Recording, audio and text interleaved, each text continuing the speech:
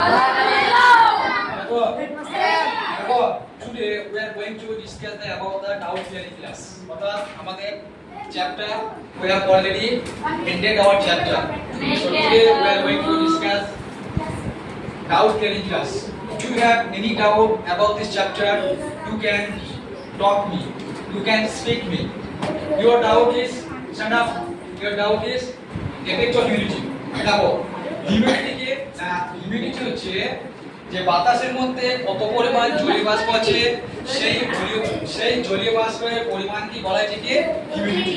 Humidity মানে কি আর্দ্রতা, বাংলায় কি বলা হয়? হিউমিডিটি মানে আর্দ্রতা। বাতাসের যে মেঘাচ্ছন্ন দিন এই হিউমিডিটিতে কি হয়? বলছি হিউমিডিটিতে মানে অলরেডি প্রচুর পরিমাণে ওয়াটার মলিকুল থাকে। কি থাকে? যে ওয়াটার ভেপার মলিকুল অলরেডি যুক্ত থাকে। সেই জন্য যদি আর্দ্রতা বেড়ে যায়, বলো আজকে ধরো মেঘাচ্ছন্ন দিন, যদি আর্দ্রতা বেড়ে যায় তাহলে কি হবে? আর্দ্রতা মানে কি হবে? বায়ুতে জলীয় বাষ্পের পরিমাণ কমে যাবে। কেন? it has already full water vapor molecule, so it cannot be extra base. So it cannot be extra base to enter the water vapor molecule. That's why when the humidity is high, then your rate of evaporation, অর্থাৎ then rate of water evaporation decreases. Is that clear?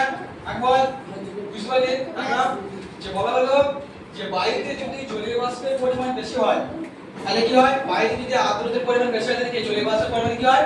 কমে যায়। কেন কমে যায়? দেখো কেন হচ্ছে when the humidity is high, যখন আর্দ্রতার পরিমাণ হাই হয়, the air already has a lot of water vapor in it. মানে কি যখন বায়ুর মধ্যে আর্দ্রতা থাকে তখন কি হয়?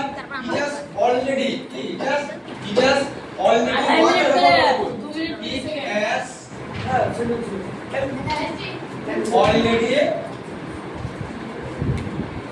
It has already more water vapor molecule.